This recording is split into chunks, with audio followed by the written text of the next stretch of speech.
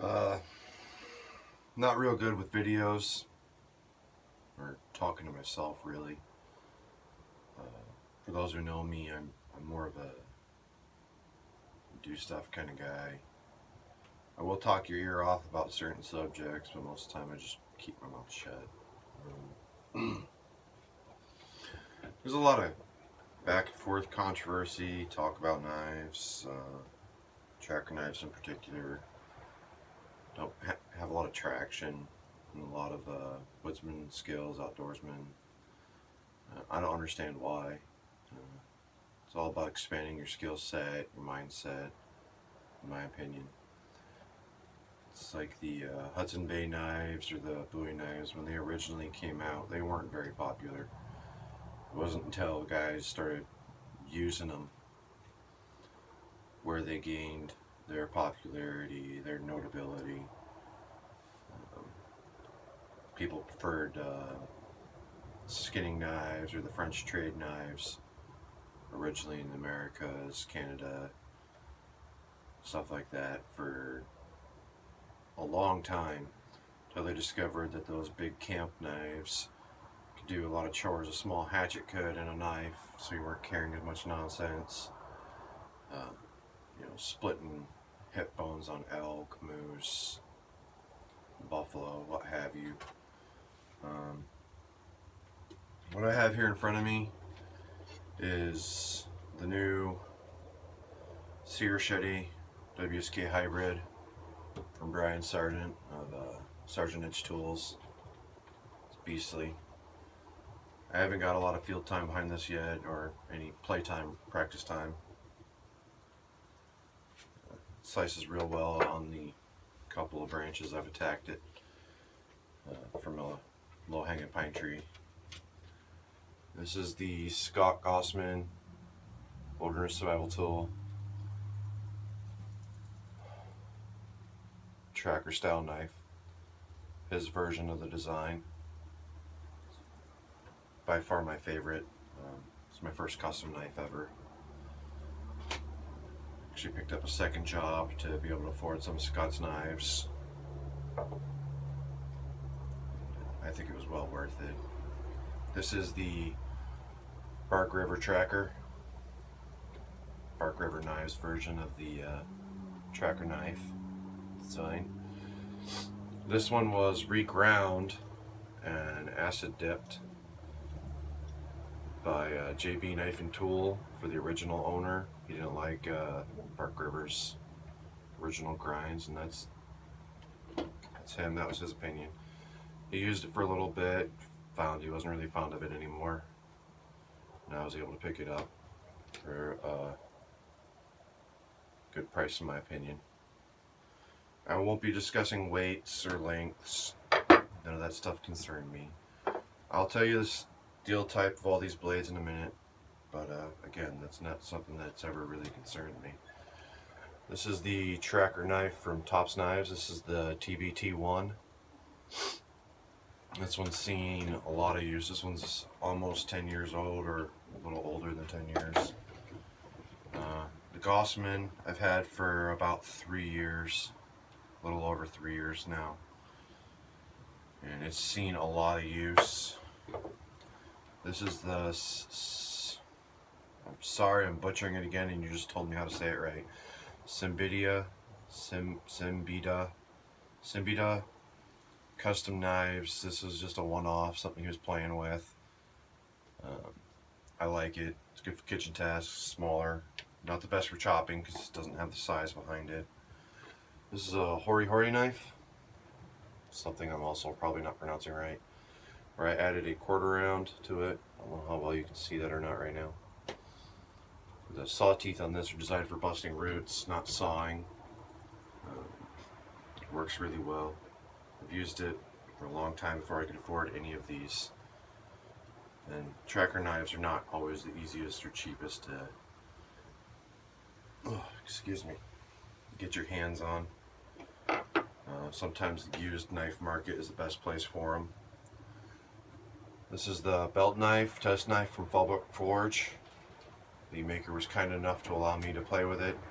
He wanted an outside second opinion. on his blade concept design. I love it. It's a great blade. And the wind just closed my barn door. This is the Mora Knives Classic 1. This is the one I brought for size comparison. I picked this one up for $15 a while back. It's not one of these where you can beat the snot out of it. I got it on the table for size comparison. And this I have is a good little companion knife, pocket survival knife, whatever you want to call it. It's from Gossman. These are fairly available.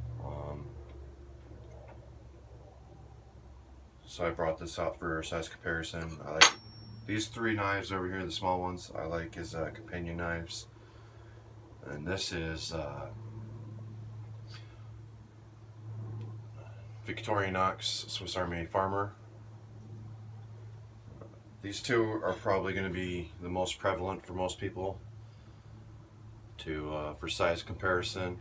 So I'm just going to hold it up to the camera so everybody can see with the Mora and the Farmer for size comparison. Like I said, I'm not going to really measure or weigh them. I don't really think that's important. It's cool data to know, but a tool is meant to be used, not. Anyways, try to stay on task here. So this is the Siembidia WSK hybrid from Sargent. It's believe 1095 steel.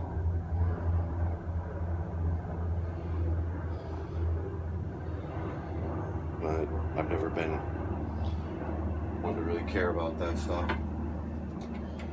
This is the Gossman WST. It's made in 3V, so it doesn't really show its use. It doesn't really patina that quickly. The only real use you can see is along the blade edge, where you can see that I've sharpened it a few times. So in comparison with the Mora.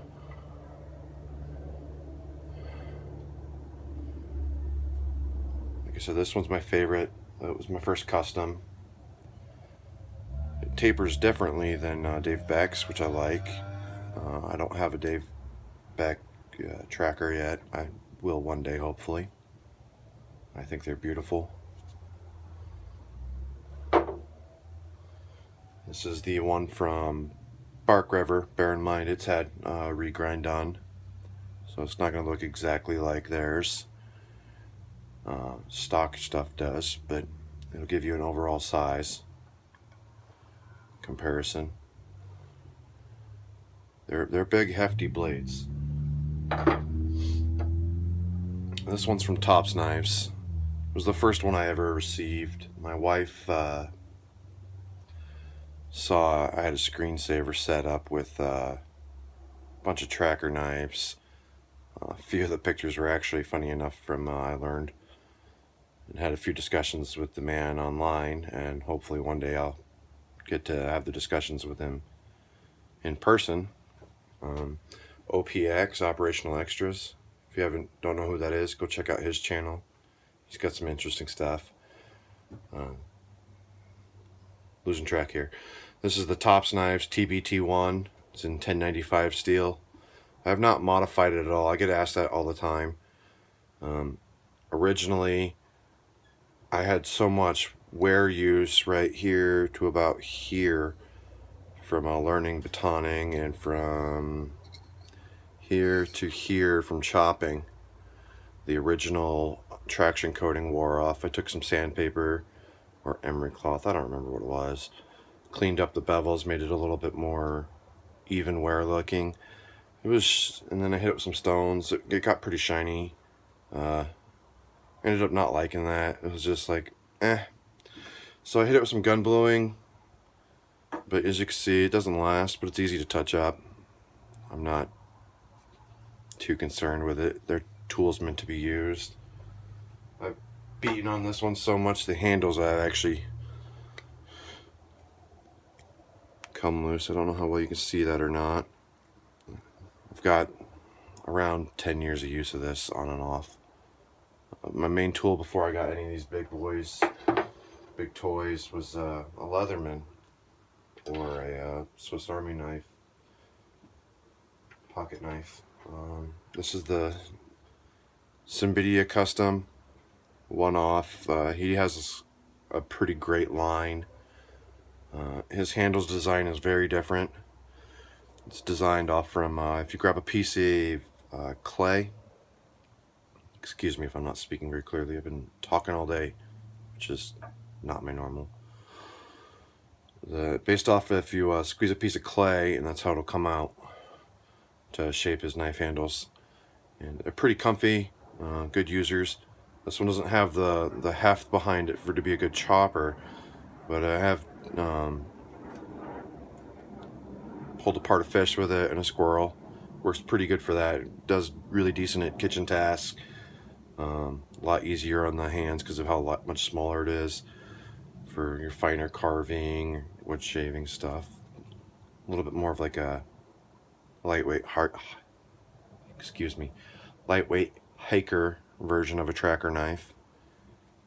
It's an interesting design.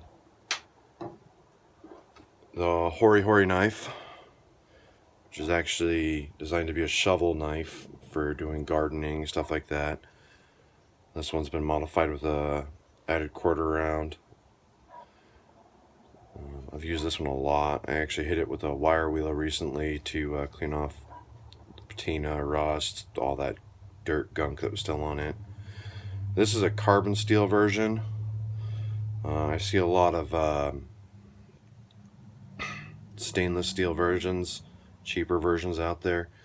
I don't know how much this was picked up for. I don't even remember where. It's old. It holds an edge really well, but it's a tool designed for jamming in the dirt and digging in the dirt. So I stopped bothering sharpening this section at all right here. This section right here, excuse me. Because it just gets dull from digging in the dirt around my roses, my tulips, things like that. The Brook Forge test knife. He's a new maker to the scene. He's got some good stuff coming out, and I hope you get the chance to pick up one of his knives. They're really comfortable in the hand so far.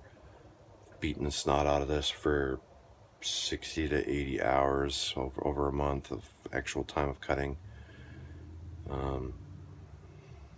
It's a pretty nice belt knife. Not too big, not too small. It'll do everything you need to do. I carved a paddle with it. I've done some finer carving, done a lot of kitchen work with it. It's full flat grind, so it's a good knife. And the Scott Gossman PSK with the Mora there. I usually have this one in my pack. This one usually hides in my truck. This will be either in my heavy cover canteen carrier or my haversack or my backpack. I always have it as a backup. I carry it in my pocket a lot too, but I like to just play with knives, switch them out. And then the SAK Farmer. So I brought these out for size comparisons. Like I said, I'm not going to get into the weights or steel types too much or anything like that, because it never really concerned me. These are going to be more than enough to do anything you need to do in the woods, in my opinion. Until you get to heavy snow country or jungle territory, those are specialty environments. If you're just a weekend guy, or just somebody fiddling around, these right here, this is what, 60 bucks. This is gonna be more than you're ever gonna need. They're fun, they work, they're useful. People bash tools all the time, and I don't get that. It's like, I understand if you have a problem with the company because it's got a bad heat treat, their fit and finish is horrid, some of them aren't concerned about that, they mass produce them. These two companies do a good job for entry-level knives, and that's what they are, in my opinion. They're entry-level knives.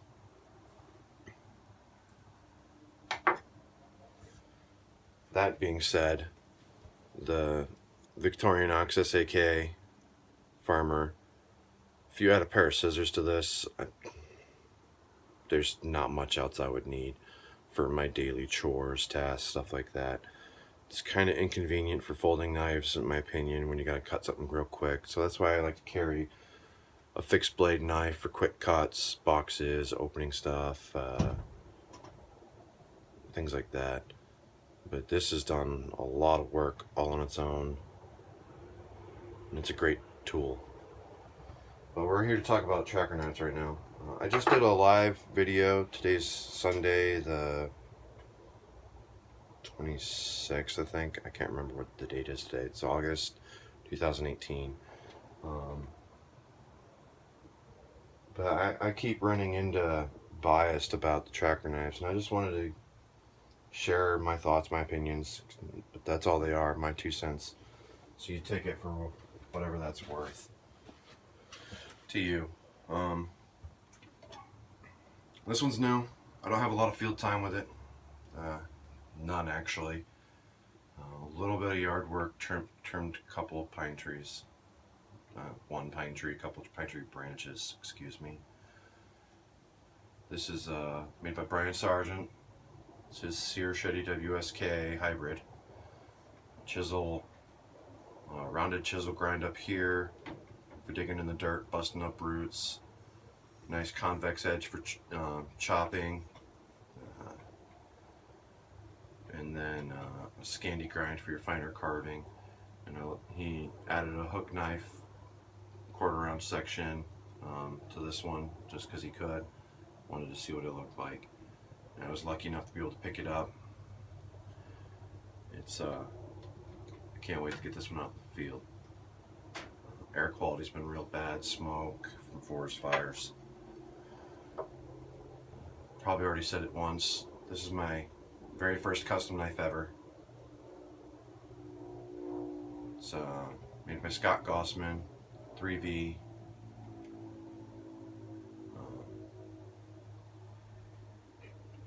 This one's seen a lot of use over 3 years. It keeps going. Haven't bent it, broke it. Had the tiniest little chip right about here where the other knife points at, from ramming it through on a some scrap lumber, and it hit a nail that I missed removing. Sharpened right out. Like 3 swipes on a diamond rod, it was gone. This is a Bark River tracker.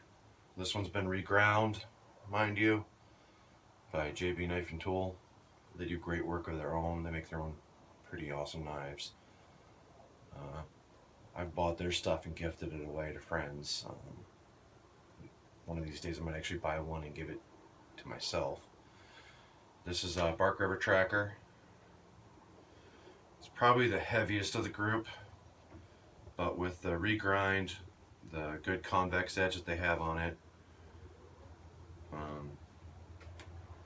it actually chops better than a lot of my small hatchets, and it's probably twice the weight of a couple of them.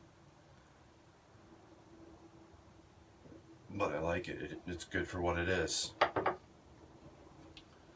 Tops tracker was my first tracker knife ever. Wilderness survival knife, wilderness survival tool, whatever you want to call it. This is the TBT1 from Tops Knives. It's seen a little over 10 years of use, or under 10 years, I'm not sure. I don't remember the date exactly. My wife got it for me for Christmas, and I love it. Like I was just saying a few minutes ago, I've beaten the snot out of it, and it keeps going. The handles have come loose. The original sheath stopped holding retention after a few years. And I kept going back and forth on getting a custom kydex or custom leather. I picked up custom leather from Badger Claw Leather. Sport one of his hats. I like his work. So a lot of guys don't like wearing advertising. I will advertise for small companies that I believe in. And this is a very stout, well-made sheath. The first one I ordered from him was a little small. It would have probably fit a TBT3 better from Tops Knives, or a slightly modified T1. And I couldn't get my knife into it, so I sent him my knife, and he sent me back this one, and it fits perfect in my opinion. I don't like my knives to have too much retention. I like to be able to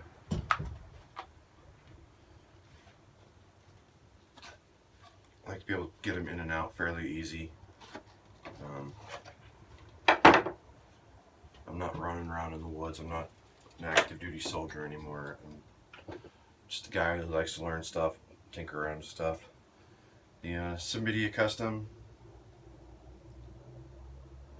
it's a great little knife. It's off his Raven design, I think. It's stout, does really well kitchen tasks. It has a very unique sheath that I've never seen before. Probably work really good on machetes. I have no idea who made this sheath. It is very, very interesting. The coming over here, blade comes in, rocks forward, dangler. I've kind of go back and forth on whether I like danglers or not. Pops out real fast and easy, but the knife is not going anywhere. It's a neat little rig. I like it. It's different. I missed the sheath from Scott Gossman and Brian Sargent, so I'm going to come back to those. This is the one from Scott Gossman.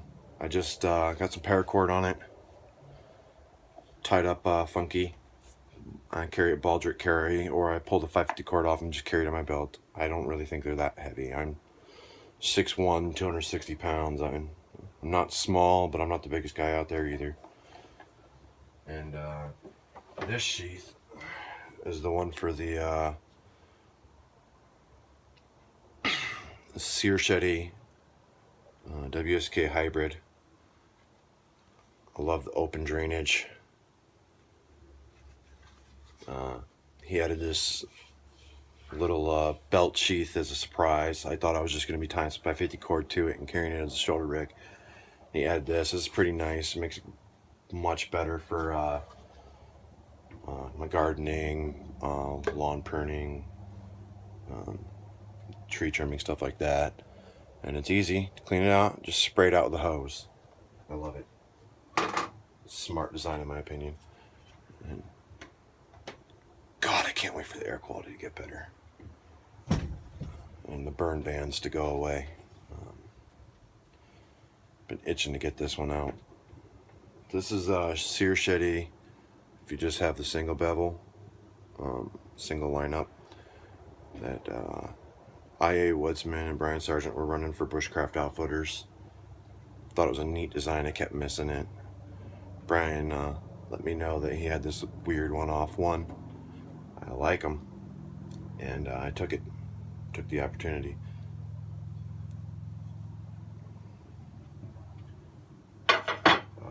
Where was I? Hori Hori. Again, great tool. Doesn't see as much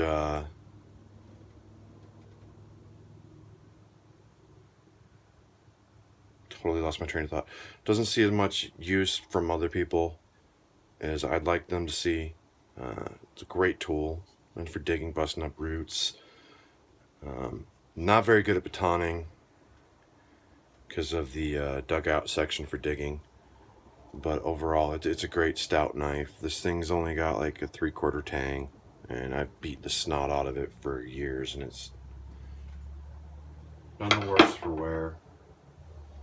If you got questions, let me know. I will try to address them, but don't